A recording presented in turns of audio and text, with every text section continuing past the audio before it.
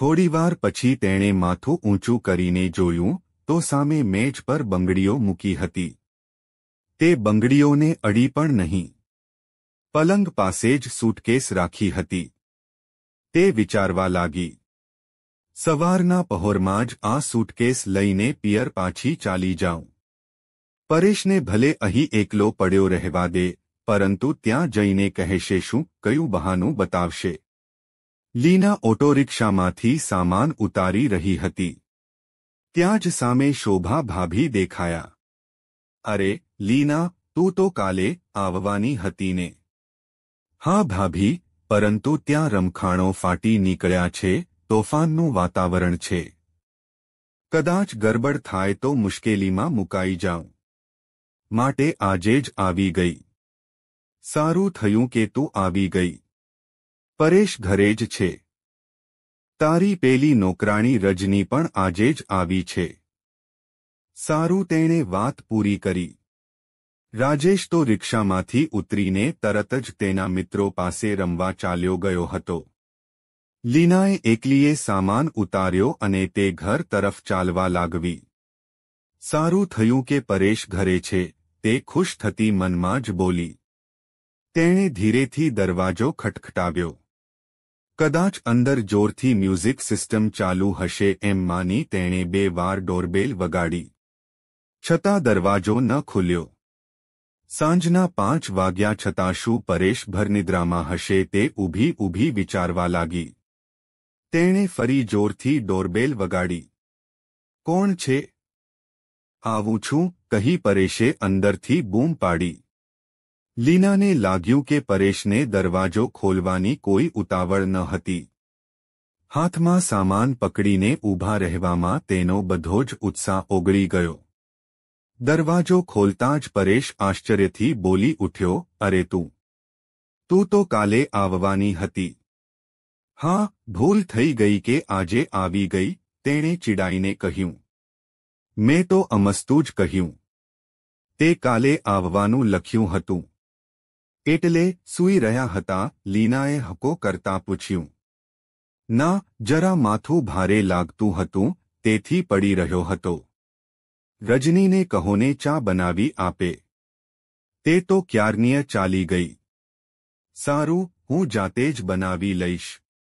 લીના પોતાની સૂટકેસ લઈને રૂમમાં ગઈ. પણ આ શું? કોણ આવ્યું હશે અહીં? કોણે હમણાં ચા પીધી હશે? થોડી વાર પહેલાં જ રજની આવી હશે કે બીજી કોઈ યુવતી? તેના મગજમાં વીજળીનો ઝબકારો થયો. બીજી જ ક્ષણે તે આખી વાતનો મર્મ પામી ગઈ. પરેશે કદાચ એટલા માટે જ દરવાજો ખોલવામાં વાર કરી હશે. તે પાછળના દરવાજેથી બહાર નીકળી ગઈ હશે. કોઈ પણ કુટુંબનો સર્વનાશ કરવો હોય તો આ એક પ્રમાણ જ બહુ થઈ પડે છે. તેને લાગ્યું કે પોતે ગુસ્સાથી ગાંડી થઈ જશે. તે પૂછવા માટે ભાગીને બહાર ગઈ કે મારી ગેરહાજરીમાં અહીં આજે શું બન્યું છે? તે ધમણની પેઠે હાંફવા લાગી. તમે ક્યાં છો? તેનો અવાજ ગુસ્સાથી કંપી રહ્યો હતો. આવું છું. ચા બનાવી રહ્યો છું. ચાનો પ્યાલો લઈને પરેશ રસોડામાંથી બહાર આવ્યો. વિશ્વાસના જે પાયા પર દાંપત્ય જીવન પાંગરે છે, તે પાયો આજે હચમચી ગયો હતો. પરેશનો મધ જેવો મીઠો સ્વર પણ ક્વિનાઇન જેવો કડવો લાગ્યો.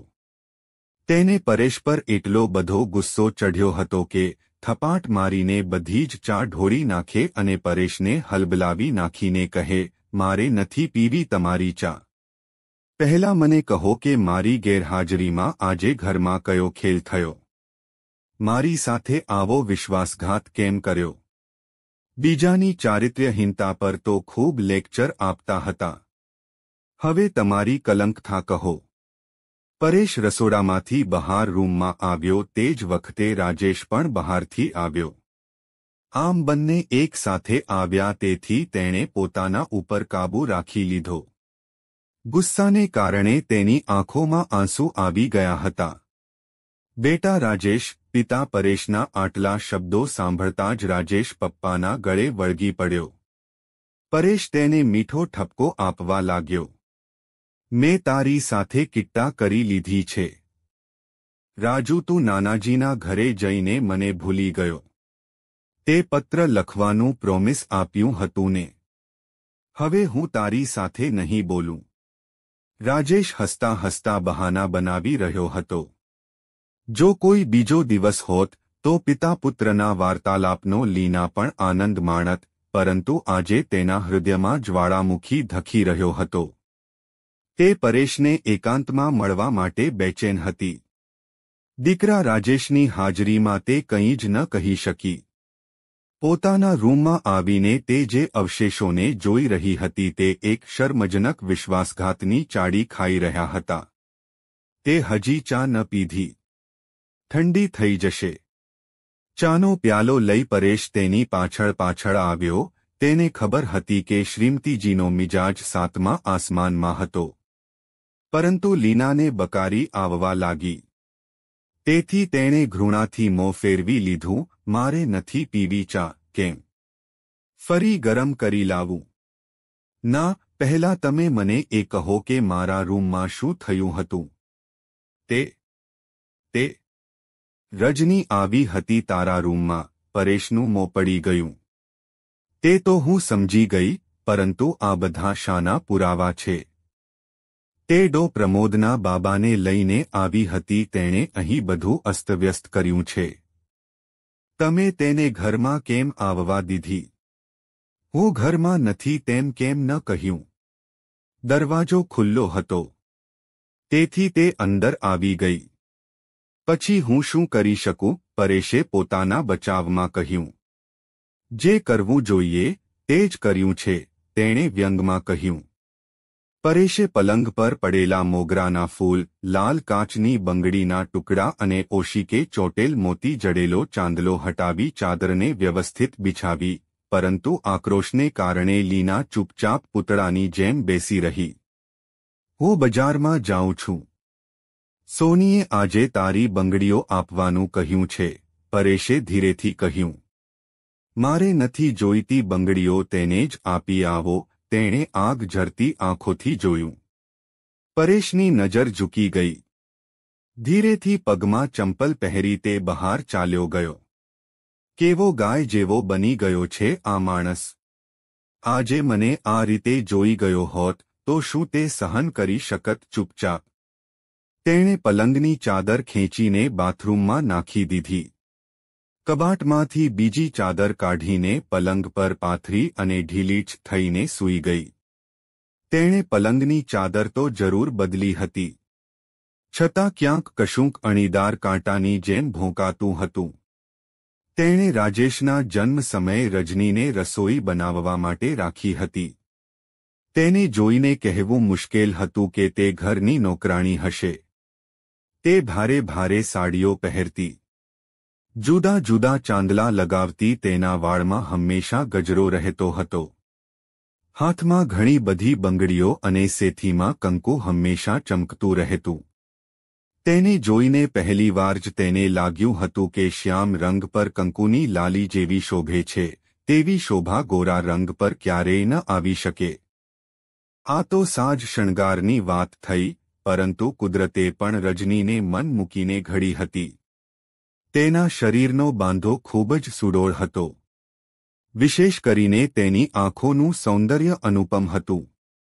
કદાચ એટલે જ પ્રભાબહેને કહ્યું હશે, નોકરાણી તો લાવી છો, પરંતુ તારા વરને સંભાળજે. તેમની આ વાત સાંભળીને તે હસી પડી હતી, પણ આજે એ જ વાત સાચી પડી ગઈ હતી. રજનીના ચારિત્ર્ય વિશે કેટલીય વાતો ફેલાયેલી હતી. તેના અલગારી વર્તન પર ઘણી સ્ત્રીઓ વ્યંગ બાણ ફેંકતી હતી, પરંતુ તે આવી વાતોને હસવામાં ઉડાવી દેતી. 2 મહિના કામ કરીને તે તેમના ઘરેથી ચાલી ગઈ હતી, પરંતુ જ્યારે મન થતું ત્યારે દીદી દીદી કહીને તેના ઘરે આવી જતી. આજે આટલા વર્ષો પછી તેણે પોત પ્રકાશ્યું હતું. તારી બંગડીઓ, પરેશે ઘરમાં પગ મૂકતા ધીરેથી કહ્યું, પરંતુ લીના ઓશિકામાં મોં ઢાંકીને પડી રહી. રૂમની બહાર જતા પગલાંનો અવાજ સંભળાયો. થોડીવાર પછી તેણે માથું ઊંચું કરીને જોયું તો સામે મેજ પર બંગડીઓ મૂકી હતી. તે બંગડીઓને અડી પણ નહીં. પલંગ પાસે જ સૂટકેસ રાખી હતી. તે વિચારવા લાગી. સવારના પહોરમાં જ આ સૂટકેસ લઈને પિયર પાછી ચાલી જાઉં. પરેશને ભલે અહીં એકલો પડ્યો રહેવા દે, પરંતુ ત્યાં જઈને કહેશે શું, કયું બહાનું બતાવશે? સાચી વાત કહેવાથી તેની માનહાનિ નહીં થાય. ના, પિયરમાં જ રહે તે આનંદ અને સન્માનની વાત નથી. રજનીને કારણે તે પોતાનું ઘર કેમ છોડી દે? હવેથી તે તેને પોતાના ઘરમાં આવવા જ નહીં દે. રાત્રે રાજેશ તેની પાસે જ સૂઈ રહ્યો હતો. લીના ઉઠીને બહાર આવી. પરેશ બહાર સોફા પર સૂઈ રહ્યો હતો. રસોડામાં ટિફિન એમને એમ જ ભરેલું પડ્યું હતું. કદાચ રાજેશે એક બે પૂરીઓ ખાધી હશે. પરેશે અચાનક પડખું ફેરવ્યું. ઘડિયાળમાં 11 વાગ્યા હતા. તેના સંતૃપ્ત મોં પર નિશ્ચિતતા અને ભોળપણના ભાવ દેખાઈ રહ્યા હતા. લીના તે જોઈ ચૂપચાપ પોતાના રૂમમાં પાછી ગઈ અને ફરીથી વિચારોમાં ડૂબી ગઈ. અત્યાર સુધી તેનું દાંપત્ય જીવન પૂરેપૂરું સુખી હતું. પરેશની ઓફિસમાં કેટલીય સ્ત્રીઓ કામ કરતી હતી, પરંતુ આવી વાત પહેલાં ક્યારે થઈ નહોતી, તો પછી આજે આ શું થઈ ગયું? કેવી રીતે તેમના પગ પથભ્રષ્ટ થયા? રજનીએ તેની મોહજાળમાં તેમને ફસાવી લીધા હશે. કોઈ નબળી ક્ષણોમાં તેઓ તેના શરણે આવી ગયા હશે અને રજનીએ અવસર જોઈને ગેરલાભ ઉઠાવ્યો હશે. પરેશને એકલો જોઈને તેને મોહજાળમાં ફસાવ્યો હશે. પરંતુ તેથી કંઈ પરેશ નિર્દોષ ન ગણાય. તેમનું મન પણ જરૂર રજની તરફ ઢળ્યું હશે. પરંતુ આવો બનાવ તેના એકલીના જીવનમાં જ નથી બન્યો. સંસારની આ કોઈ અદ્વિતીય વાત નથી. તે વિચારી રહી. ભૂતકાળની ઘણી બધી વાતો તેની આંખો સામે તરવરી ગઈ. તેના મામાનો વર્ષોથી કોઈ સ્ત્રી સાથે સંબંધ હતો.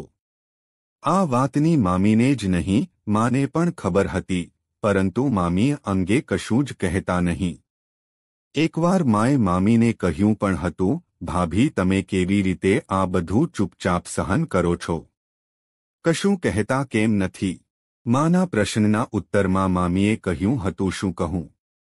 કયા બળ પર કહું? તમારા ભાઈ ઘરના મુખી છે. તેમને જે ગમશે એ જ કરશે. હું ના પાડીશ તો ચોરી હુપી કરશે. ઘણીવાર ઘર છોડીને ચાલ્યા જવાનો વિચાર આવે છે. પણ ક્યાં જાઉં? પરણેલી દીકરી પિયરમાં 4 દાડા વહાલી લાગે. 5મે દિવસે દીકરીનોય ભાર લાગે. મારી માનસિક સ્થિતિ સમજીને ભાઈ ભાભી મને કદાચ કાયમ માટે આશરો આપે. પણ મારા એકના એક દીકરાનું શું? તમારા ભાઈ મારી સાથે ભલે ગમે તેમ વર્તે, પણ પોતાના પુત્રને દિલથી ચાહે છે. મારા પેટજણ્યાને તેના પિતાના પ્રેમથી શી રીતે વંચિત રાખું? બેન, પતિ પત્ની ભલે છૂટા પડે, મા બાપ નોખા ન થવા જોઈએ. બસ આ વિચારે જ ચૂપચાપ બધું સહી રહી છું, હસતા મોએઢે. મારા સંતાનના મગજ પર અમારા તરડાઈ ગયેલા સંબંધોની માઠી અસર ન પડે. એટલા ખાતર. લીનાના કાનમાં જાણે કે મામીના શબ્દો પડઘાઈ રહ્યા.